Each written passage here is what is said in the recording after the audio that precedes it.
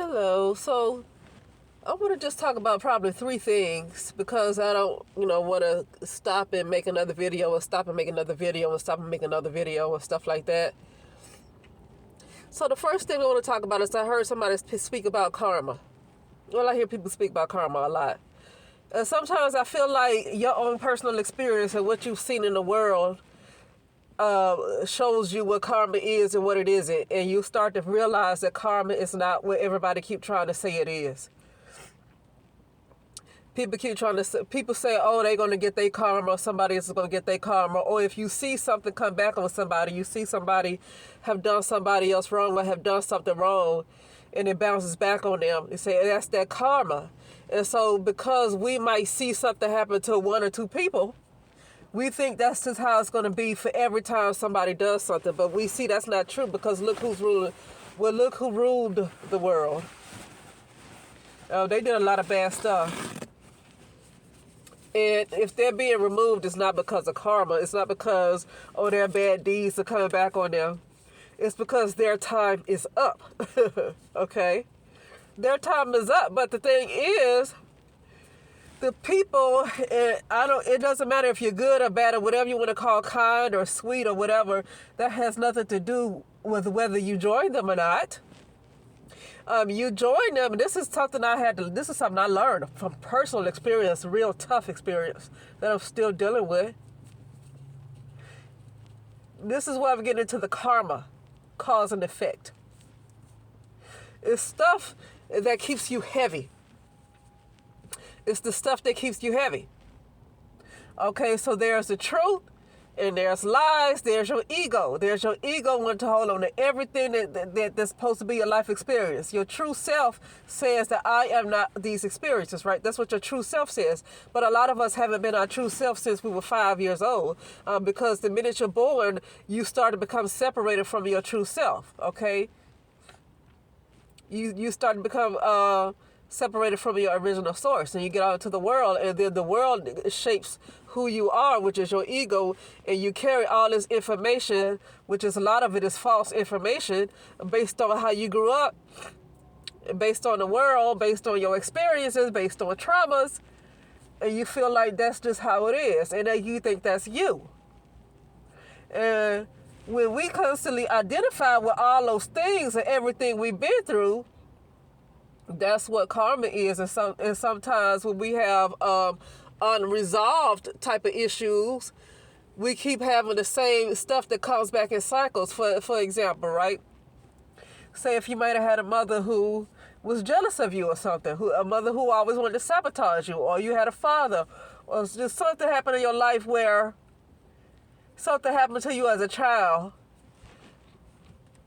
and it seems like the energy, even though you haven't been around your mother in a while, or whoever in a while, whoever it could be, it seems like that. It seems like there's a cycle, a pattern where it still keeps coming back around, even when you're not around your mother. It can show up in a coworker. It can show up in a friend.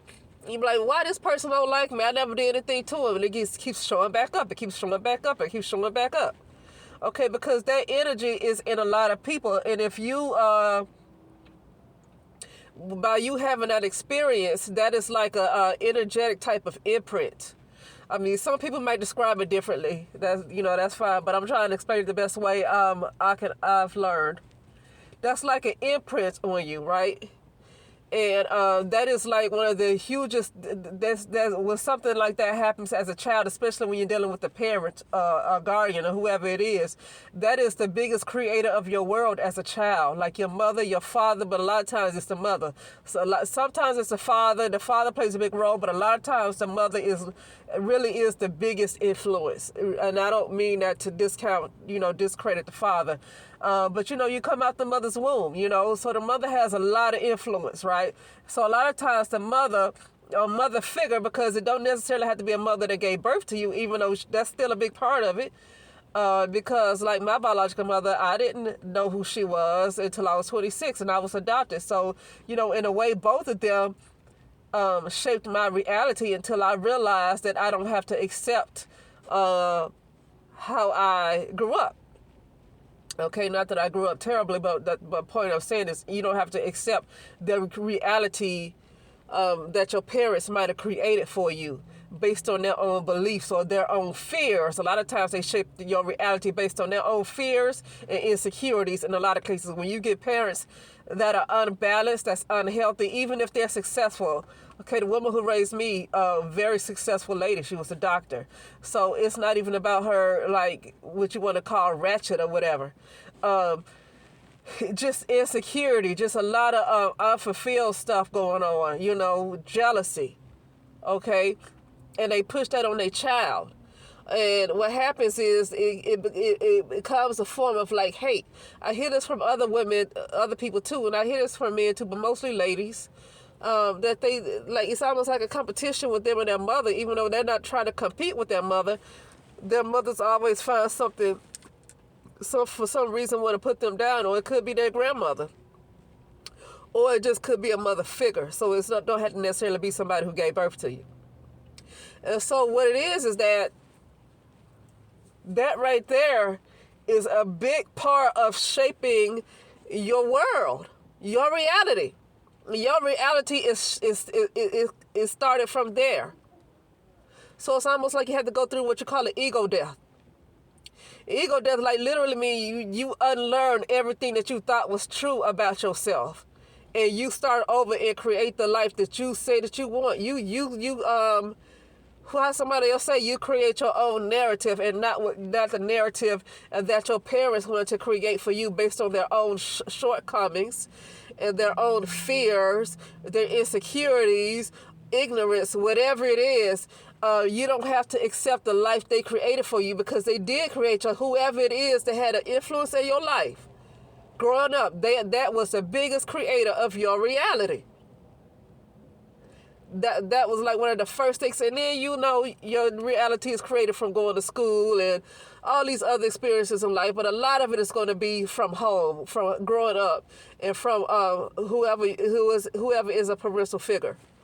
Okay, and they are the main ones that shape your reality, and they are and from that point, a lot of stuff that happens.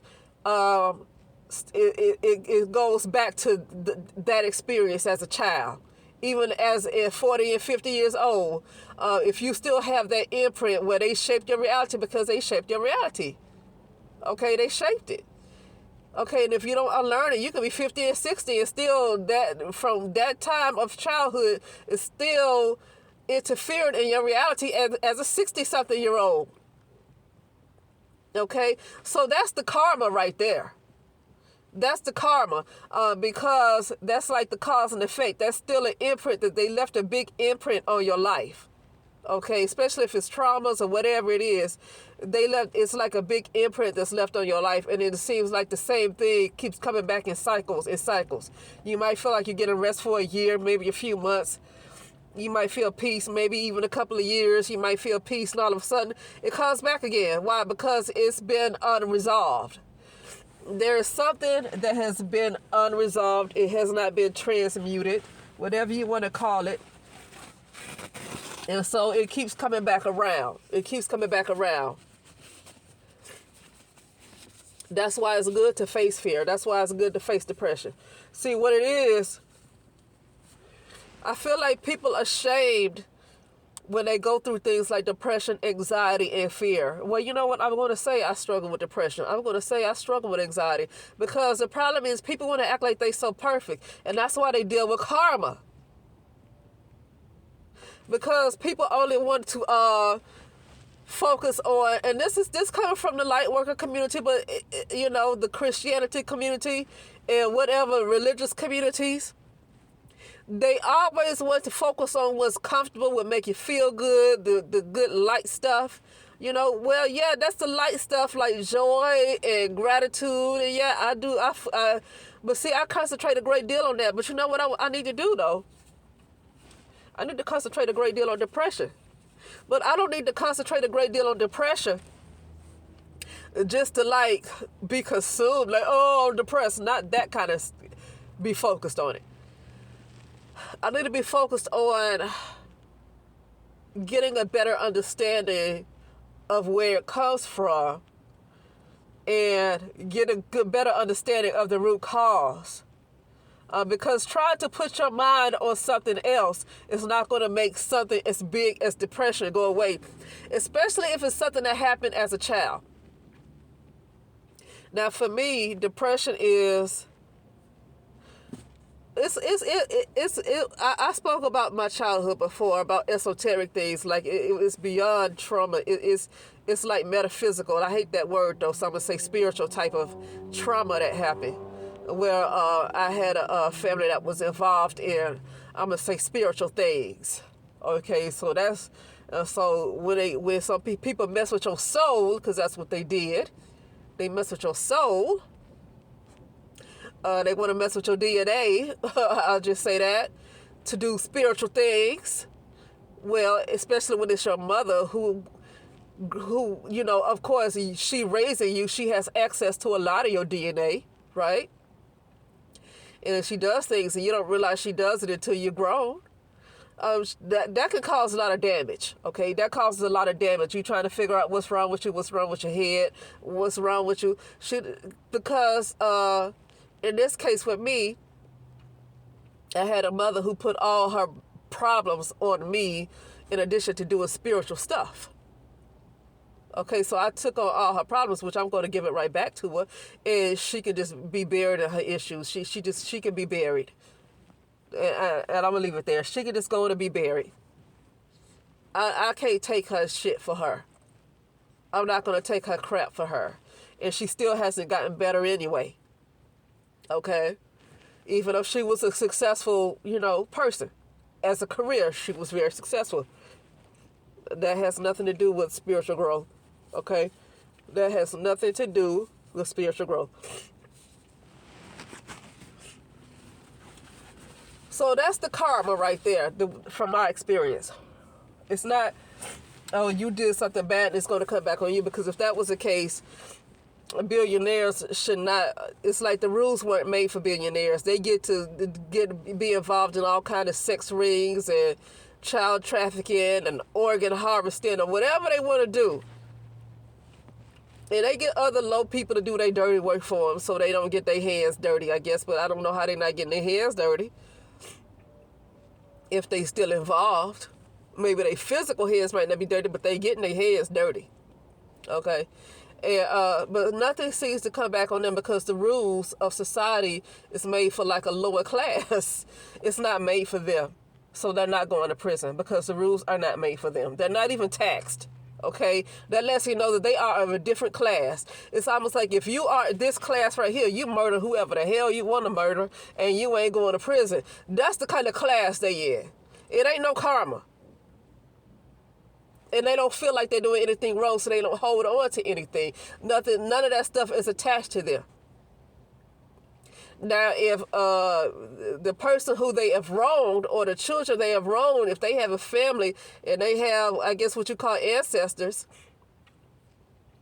or, you know, just a whole spiritual family, and they decide they don't want this person to get away with it, and they start fighting back against this person, then that person might experience some hardship. But you don't know that billionaire. You never know what spirits are on that billionaire side either. But I wouldn't let that scare me from fighting back, because either you fight back or you just going to let them kill you. So if you fight back, they're going to kill you. If you don't fight back, they're going to kill you. Sometimes when you fight back and they win, it might hurt a little worse because now they beating you up for fighting back. But it's almost like you can't sit there and let them keep kicking your ass, you know? And you just never know until you fight back.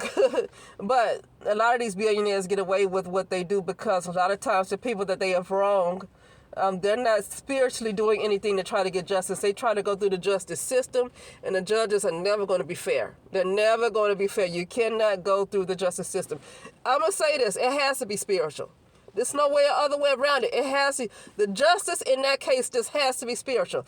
They will not go to prison. The justice system, as we see it right now, will not be on the side of the regular civilian against a Bill Gates or against a Jeff Bezos. The justice side, as we see it in this particular well, maybe in the old world, I'm going to say the old world, it's going to be on the side of Jeff Bezos. It's going to be on the side of Bill Gates, because the rules were not made for them. The rules were made for the lower class.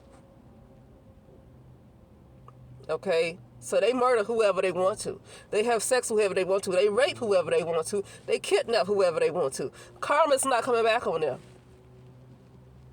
Okay? But that particular world is being split off, and there's another world emerging. But then you have to be in the right frequency to be in that other world. Because people say, when is it coming? It's not a matter of when. It's like you got to be in the correct alignment. And that's what I work every day on. You just got to be in the correct alignment. It's not a matter of when. You just got to work on yourself.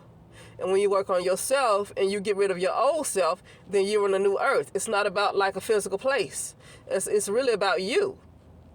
Get rid of your old self and bring in a true, authentic self. You align with your highest truth. You in a new world.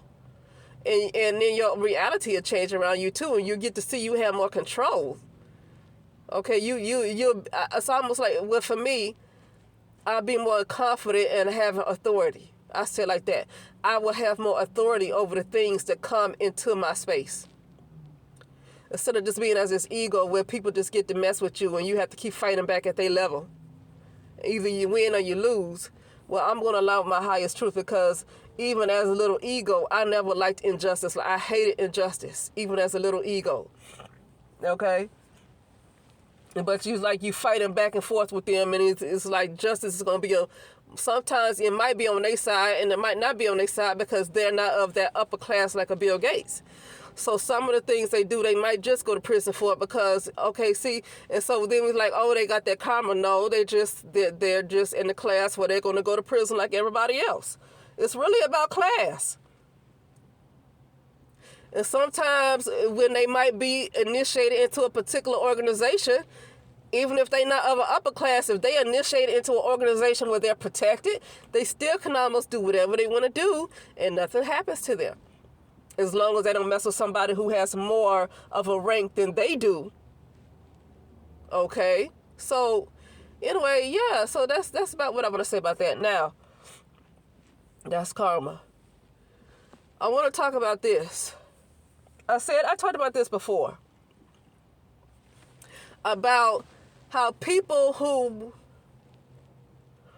want to thank somebody for supporting them through their abuse. I'll say it like this. Here's an example. Okay, I work somewhere. And this lady, like, she dumps a lot of workload on people. Like, I'm a therapist, right? And so I'm an occupational therapist, and there's other physical therapists there too. And like, she dumps a heavy workload. So if you're a therapist, if you ever been in the hospital or visited a family member at a nursing facility and you see a rehab gym, they have occupational therapists, physical therapists, and sometimes, a lot of times, speech therapists, right? So, you know, she has been dumping like loads and loads of patients on a therapist to treat in one day in an 8-hour day. Loads of patients to treat in an 8-hour day. And people are getting stressed, and not only is it that, it's just something that is other things going on with this particular person. Okay, that I guess some of the other therapists might be aware of. So I think it's beyond her dumping work on folks. I think it's something else going on with this person that I'm not completely aware of, because I haven't been there long enough, and these other therapists have been there for years, and they tired of, it's almost like I think they're tired of the corruption. It's not just her dumping work on folks. She's corrupt. She's corrupt. And I don't like a supervisor over rehab when we're dealing with patients. We're supposed to be involved in patient care and helping the patients to get more independent, stronger, and going home. And you got somebody who is corrupt. That's the supervisor that's assigning all this stuff. She's corrupt. When I say corrupt, I mean, now I finally see that she could be involved in some fraud. She's corrupt. Now, she had the nerve. I had to take a few days off. She had the nerve to want to have some kind of lunch little party, whatever, right? a lunch party where she was going to bring some food and say, this is for my full-time staff for just supporting me. I want to just, as a thank you for supporting me. I said, bullshit. I can't stand that stuff. See, that is like, the person like that, they're like, they literally, they play mind games, because it's almost like they're making people feel guilty for not putting up with her shit. Oh, thank you for just supporting me. No, supporting you what? No, you're dumping work on folks that's unnecessary. You're dumping stuff on people out of greed, because maybe you get bonuses out of making this much money per week or whatever. And so you dumping the workload on folks. So you thanking people for supporting you. No, you thanking them for allowing you to continue to abuse them. That's what you're thanking them for. It was supporting you how? Supporting you how? You corrupt, you dump stuff on people, okay? And I know it don't have to be like that, because somebody else was covering for her. And that's when I saw it doesn't have to be the way she's doing it. She's doing it because she's greedy. Okay? And to turn around and say, thank you for supporting me, I was like, bullshit. You're thanking people for taking your abuse. You're thanking people for taking your abuse. But you have no sympathy for the people that you're abusing. Like, have you said that you're going to stop? Oh, thank you for supporting me, but I'm going to still kick your ass every day and give you an unnecessary workload because I'm greedy, and you're not going to get any more money than you're getting. I'm going to dump the work on you because I get bonuses because I'm greedy. But thank you for supporting me. And then you had another therapist that says, oh, you are so appreciated. Nobody else sent her a text back. Okay. The last time I checked, I didn't check anymore to see. But that whole day, this one person was the only one that sent the text back. And she said, oh, you are just so appreciated. Okay. Now, this is what I was talking about. Going along with people who are abusive, and these people who are abusive, whether it's alcohol or whether it's domestic, like maybe they may be alcoholics and they taking their rage out on somebody close to them. Maybe it's domestic abuse. It could go both ways, right? Or whatever it is. It could be your drug habits, whatever it is. And then, you got the person that's dealing with the drug problem that's constantly stealing from, friends and family. And you get a lot of people to say they can't take it no more. They took as much as they can. They can't just allow you to just tear them down and take them down the ditch with you. You can't just allow them to take you down the cliff with them, right? And so they say enough is enough, because I can't allow you to take me down that hole along with you. But anyway, but then you have that one person that wants to stick around and keep tolerating it. And because you have this one person, and I'm not saying that one person is wrong for sticking around, but what I'm saying is this. It's like, you will hear these people with their testimonies all the time. Oh, I want to thank you for not giving up on me. When I used to go to church, years ago, when I used to go to church, I used to hear that a lot. I want to thank God for never giving up on me. I want to thank for those who believed in me. Or sometimes when it comes to a church testimony, they say, God never gave up on me. God never gave up on me. And it's almost like they're lashing out at the people who couldn't take it anymore. All right? They're lashing out at the people who couldn't take it anymore. Oh, God saw my potential. Oh, God. It's like it's almost like it's like a literal, a slick diss to people who said enough is enough.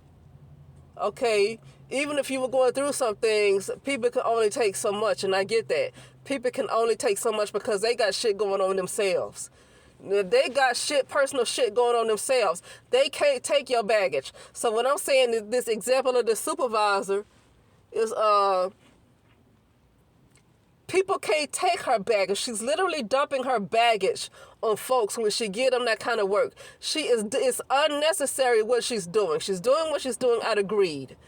And she's dumping all of her issues on everybody else to pick up the load so she can get whatever she wants, with the other people who's taking her garbage, who's picking up her baggage, is not benefiting.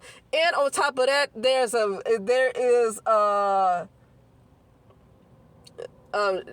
high possibility that she's involved in some corruption. I'll just say that. There's a high possibility that she is involved in corruption. Okay? That kind of person, people who like to enable people like that, they are the enemy. They are the enemy. Those kind of people are some of the folks that's even in the world. You'll say, when are we going to see peace? You're going to see peace when you just decide that you want peace, and it don't have to be necessarily be you fighting somebody else. Like, it doesn't have to be you fighting the people who are the dark controllers of the world, right? Or the old world. It doesn't even have to be you fighting them. It's all about you working on yourself. So you'll see peace when you want peace, but because of your own ego, you might have to fight for it because it's really your own ego. Okay? It's all of these beliefs in the way you grew up, and it shaped who you are, and it shaped your personality, and it shaped all your beliefs, and that's what you're fighting against, because that's what's really keeping you from getting to peace. You know? If most people in the world, 80% of people in the world, was getting themselves into proper alignment, because it doesn't happen overnight, and getting themselves into proper alignment, the stuff that, I don't know what's going on in the world, but the stuff that people keep talking about they see in the world wouldn't even happen. Because most people are in alignment, they wouldn't entertain most of that stuff. They wouldn't even entertain it. It would be so low for them to even entertain it. Like I said, I don't even know what's going on because I don't want to look at it. You know, I just take each day as it comes. If it rains, it rains. Whatever. I take each day as it comes. I don't look at all this stuff and all these predictions. I don't get into these predictions. I mean, because why believe in what somebody else predicted? As if that's true. And then it finally happens. Oh, it was predicted on something such and such.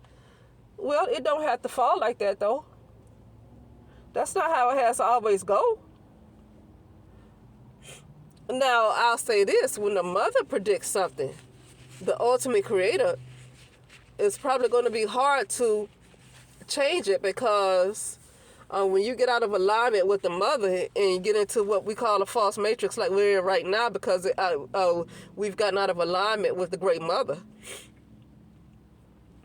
okay, with the divine feminine, with the great mother, and then when she calls a judgment, it's going to be hard to get around that.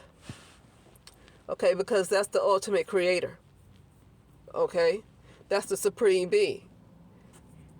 Okay, so it's hard to get around whatever prediction might come from there because that's coming from the great mother. But other than that, all these other people that want to write these scripts and these movies and these cartoons or whatever, talking about predictions, those predictions don't have to go the way they're trying to say it's going to go. That can always be changed. They're not the end all be all. Okay, they're not the end all be all. They're not the supreme beings. So whatever they say is going to happen could always be changed. Okay, these people do rituals and stuff to get everybody to believe what they're saying. And then when they get everybody to believe and hold on to what they're saying, then that's a reality that's created. But it seems like their plans are falling apart because everybody's not falling for their crap anymore. And it seems like whatever they're trying to push, I guess, is not coming into fruition because everybody is not believing all this stuff at the same time. I guess everybody is not having a hive mind like they plan for people to have, so I guess things are falling apart. But I wouldn't know, like I say, I'm not into it, but it seems like, just what it seems like, things might not be going as planned. That's just how I'm feeling, that things are not going as planned, as what they want to keep predicting. Because people have decided to use their own mind and not have a hive mind. Some people. and it's enough people that decide to align with their true self, enough decide to do that to the point where their plans fall apart. Okay. But yeah, now, so yeah, that's what I wanted to say about that. By going along with people, you know, supporting them in their abuse of whatever they're doing, or supporting them in their own destruction of themselves. Like, this lady is destroying herself too. Not only is she destroying the whole company, she's hurting her. She's like literally psychologically, mentally, physically, and spiritually tearing down the therapist by loading them up with her baggage with all them patients, because she's greedy. Okay. But you know, it's also like you just support them. And she said, well, thank you for supporting me. I just want to thank you for... No, you need to just be removed. Like, you're not right. Nobody should support her. Everybody should do everything they can to throw her out the door. Nobody should support this lady. Okay? Nobody should support her. And that one person said, oh, you're just amazing. Okay, well, I get they kissing up to her because they feel like they're going to get something out of her. But I just, you know, something in me was never that individual. But you know what? All of us are made differently. All of us are made differently. So I don't like that. When I feel like somebody is just, what they're doing is not right, what they're doing is not patient care, it's out of greed, it's not patient care, I can't just I can't kiss up to them like that. I never could do that. You know, and I get that she want to get on this lady's good side because she's a supervisor, but you got that lady is corrupt. And when shit hits the fan, because there's a lot of people that's ready to see her take, she has a whole lot of energy against her now. And that's when that karma comes in, because it's a lot more energy against her than there's energy that's for her. And when you got more that's against you, you're going to end up tanking. You're going to end up falling. Okay? Because they're doing everything possible to make sure they kick her out that door. They're doing everything possible. And so what's going to happen is this one person who wanted to support her, she might get the remnants of that energy too. You want to suck up to this lady and kiss her behind and be all close to her. When she get what's coming to her, and she's getting what's coming to her, not necessarily because of, oh, she did something wrong. It's because people decided to do something about it. See, people decide to do something about it because she don't see what she's doing anything wrong. But people are tired. And so people are deciding to say no more. Okay? However, they're going to have to get her ass out of there. That's how they're going to have to get her ass out of there. Okay? And this person that wanted to kiss up to her, oh, you're so... Appreciate her for what? I don't appreciate her for anything. Not right now. I don't appreciate her. You know, I don't feel like she has compassion at all. I think she likes who she likes. If you're not her friend, she don't care about you and she do whatever. Okay? Well, hell, I mean, you know, even the most, members of the Ku Klux Klan can do that. Okay? Bill Gates does that, right? Dr. Fauci does that, right? Okay? So having compassion doesn't mean, oh, you only nice to people who you like and those who you don't really know or you don't like or whatever, to hell with them. No. And so, you know, the person who decided to say, oh, you're so amazing, well, they're going to catch the blowback of what this lady, what eventually will happen to her, which is going to be pretty bad. And the one who wanted to kiss her ass, they're going to catch that. They're going to catch it too. And that's what they get, because they saw this lady. They see that they see that she's not right.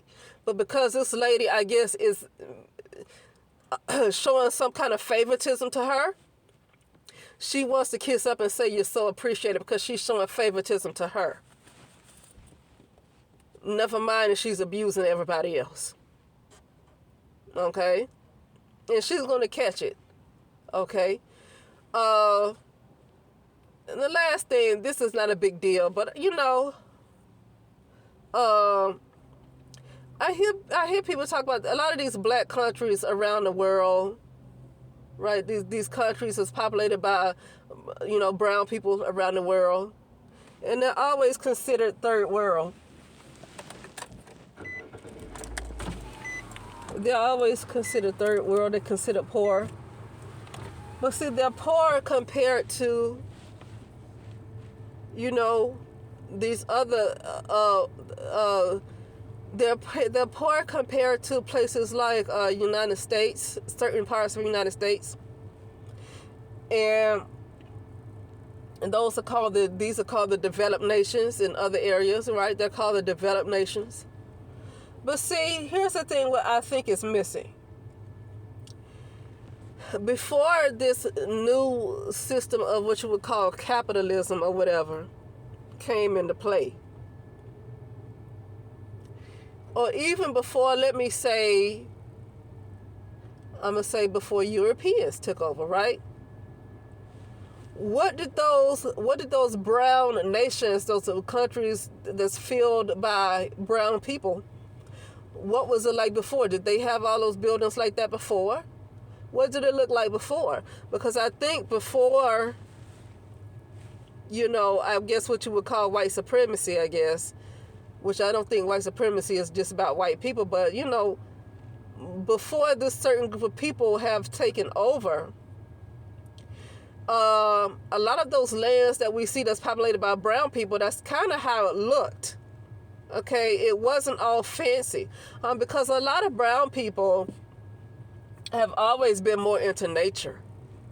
And so, like, even when going to Jamaica and certain other places populated by brown people, they don't really have these tall buildings. They don't like to have the sun covered. They don't like to cut down the trees a lot. Okay, so they don't like to cut down the trees a lot. They don't live in fancy stuff, right? They're more closer to nature. And so that is just not who they are. A lot of them, that's not who they are. And then and I do get that there were brown people who were wealthy in the past. I get that. I think that capitalism also, when did it start even? When did it even start? It started way before. Did it start with Egypt, or when did it really start? Right? But I get that there was wealthy brown people before and all of that stuff. But for the most part, a lot of these places that we like to call underdeveloped, or people like to call underdeveloped, third world and all that stuff, it's considered third world to me compared to what other worlds look like after certain people came into power.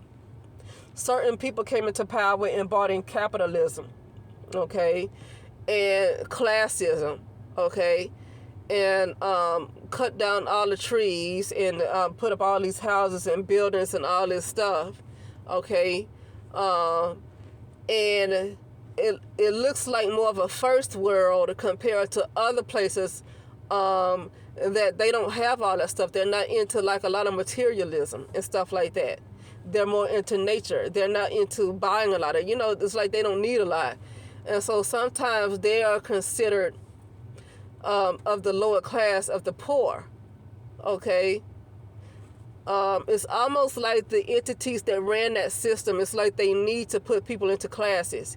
Even though that's how those people were living before they even came around. That's how they were living, and they were comfortable, and they didn't even know they were poor.